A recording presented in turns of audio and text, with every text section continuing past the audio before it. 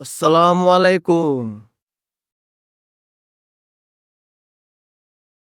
Already কিন্তু বট activity শুরু হয়ে গেছে।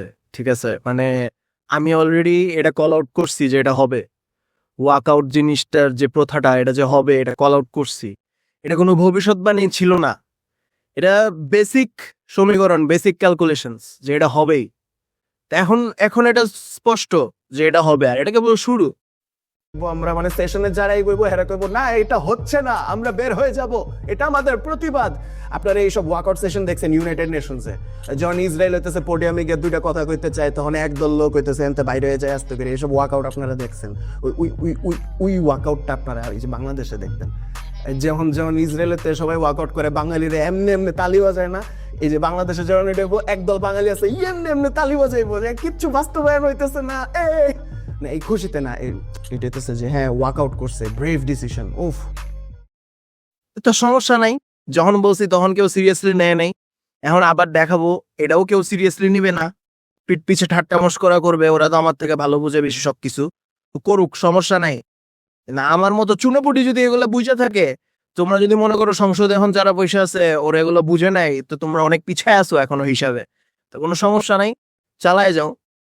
কিন্তু কিছু ফানি ফানি স্টাফ আছে এখানে যেটা আমি দেখাবো। হ্যাঁ, এই ভিডিওটা আমি আরো আগে বানাইতে নিছিলাম, কিন্তু আমি রি রেকর্ড করতেছি কারণ অনেক ঠাট্টা মশকরা ফাইজলামি করে ফেলছি আমি যখন এটা প্রাইমারিলি রেকর্ড করছিলাম।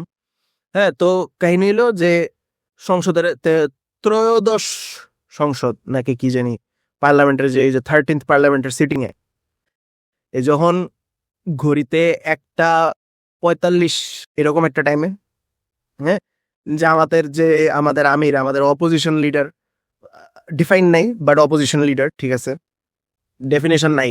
আবার বলতেছি, অপোজিশন লিডারের ডেফিনেশন প্রপারলি নাই বাংলাদেশের কোথাও কোনো ডকুমেন্টসের। তো এটা জাস্ট মাইনে নেওয়া হয়েছে, ঠিক আছে। তো অপোজিশন লিডার যখন ওই 1 ঘন্টা 45 মিনিট, 1 ঘন্টা বলতে সরি 1:45-এর টাইমে যখন একটা কথা বলছিল যে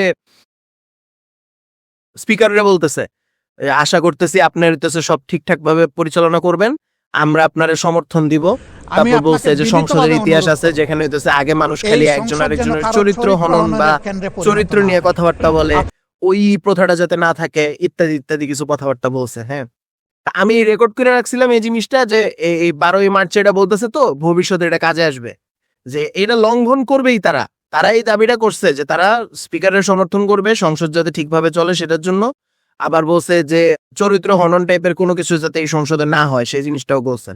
তো এটা যে তারা লঙ্ঘন করবে এটা উইদাউট আ ডাউট শিওরলি হবে, এই কারণে রেকর্ড করে রাখছিলাম। কিন্তু এটা যে জাস্ট কয়েক ঘন্টা পরই হয়ে যাবে সেটা আমার ইমাজিনেশনের বাইরে ছিল।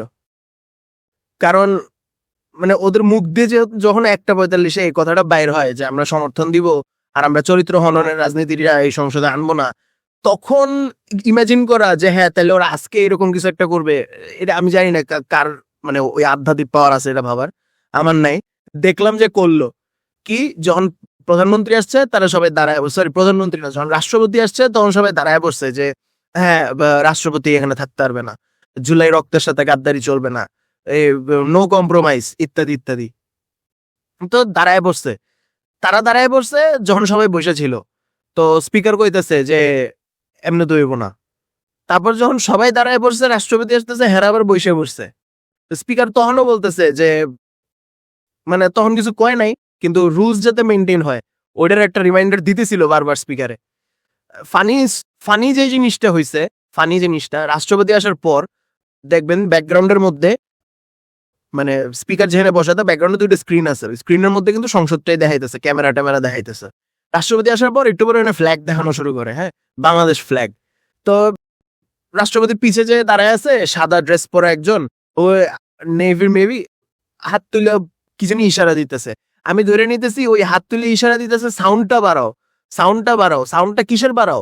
এই যে পিছনে জাতীয় সঙ্গীত চলতেছে, এটা সাউন্ডটা বাড়াও, জাতীয় সঙ্গীতের মিউজিকটা চলতেছে, ইনস্ট্রুমেন্টাল। তো একদল সংসদের একদল মানুষ দাঁড়ায় আছে, ওইটা মানুষ দেখাইতে ট্রাই করবে বা ভাবতে ট্রাই করবে যে রাষ্ট্রপতিকে সম্মান দেখাইতেছে, কিন্তু তারপর দেখা যেতেছে যে না, অ্যাকচুয়ালি এটা জাতীয় সঙ্গীত তো বাজানো হইতেছে। ওরা এর সম্পর্কে প্রবলি অবগত ছিল যে এটা হবে বা ওরা জানে, আর বাকি যারা আছে ওরা হয়তো জানে না বা এটা ঘাটে নাই বা এটা ব্যাপারে অবগত না। তো ওরা সবাই বৈশা ছিল জাতীয় সংসদের সময়, জাতীয় সঙ্গীতের সময়। তো এখান দিয়ে পরে মির্জা ফখরুল বলতেছে, এখন ঠোঁট নাড়ায় কি কইতেছে আমি জানি না, আমি একটা মিথ্যা কথা গুজব ঢুকাই দিই, শালার ভাইরা জাতীয় সঙ্গীত, মানে বুঝাইতেছে যে দাঁড়াইতে বলতেছে যে জাতীয় সঙ্গীত চলতেছে, তখন সবাই বসা। পরে দেখি একটা না দুইটা বিরোধী দলের মানুষ দাঁড়াইলো, পরে হাসনাত আব্দুল্লাহ দাঁড়াইলো, পরে বাকিরা দাঁড়ায় গেল। ঠিক আছে, তো এখানেই ফানি পার্টটা, যে এটা হওয়ার পরে জাতীয় সঙ্গীত যখন শেষ, এই আমাদের রাষ্ট্রপতি চুপ্পু হালকা করে একটা বাক্যা হাসি, একটা স্মার্ক মেরা দিল, এটা ইংলিশে বলে স্মার্ক। হ্যাঁ, মানে এই সিচুয়েশনটা যে কইরে দেওয়া হয়েছে যে তোরা আন্দোলন করে করবি না কিরে ভাই, তোকে তো শেষে খারানো লাগবই, আমার লেগে হোক, জাতীয় সঙ্গীতের লেগে হোক, এই সংসদের নিয়ম রক্ষার কারণে হোক, তোকে তো খারাই তো হইবই। তো হুদয় এই নাটকটা করার তো কোনো দরকার ছিল না। ওই কিন্তু সুযোগটা পাইছে স্মার্টটা মাইরা দেওয়ার। এই যে একটা সুন্দর একটা জিনিস হইলো, এই জিনিসটা আর কি মানে দেখার মতো ছিল। আমি হাসতে হাসতে পুরো হারাই গেছিলাম, তাই আমি এখন নতুন করে জিনিসটা রেকর্ড করতেছি। ঠিক আছে, কারণ জাতীয় সঙ্গীত চলতেছে, কারো দেখার সময় ছিল না, তারা জাতীয় সঙ্গীতের আবার সম্মানও দিছে। তখন কি তারা জাতীয় সঙ্গীতের এগেনস্টে নাকি তারা জাতীয় সঙ্গীতের পক্ষে? দুই দিকেই খেলা যাবে এটা, এই আর কি অবস্থা। আমি খুব মজা পাইছি, আমি জানি না কে কে এটা দেখছে। আমি চাইতেছিলাম যে আমি ফার্স্ট পার্সন হবো যে এটা বলবে, অ্যান্ড এই যে এখন আমি ফার্স্ট পার্সন হয়ে গেলাম। এখন বন্ধু এটা নিয়ে কোনো লেখালেখি এখনো আসে নাই। লাস্ট জনের রেকর্ড করতেছিলাম তখনও আসে নাই, এখনো আসে নাই। এটাই আর কি আমার কাছে মজার লাগছে। ঠিক আছে, যে কেসব চলে বাংলাদেশের। আসসালামু আলাইকুম। রাষ্ট্রপতির সাথে তারা আলাপ আলোচনা করেছে 5ই আগস্টের বিকেলবেলা, 6th of August, এবং যে রাষ্ট্রপতির কাছে অন্তর্বর্তী সরকারের প্রধান উপদেষ্টা অন্যান্য উপদেষ্টারা শপথ নিয়েছেন, তাদের দুই একজন তো এই সংসদের সদস্য হয়ে আসছেন। তো সেটা তাদেরকে জিজ্ঞেস করা যায় এই স্ববিরোধিতা কেন। আর গণতান্ত্রিক সংস্কৃতিতে পার্লামেন্টের কালচারে ওয়াকআউট নতুন কোনো ঘটনা নয়, করতেই পারে।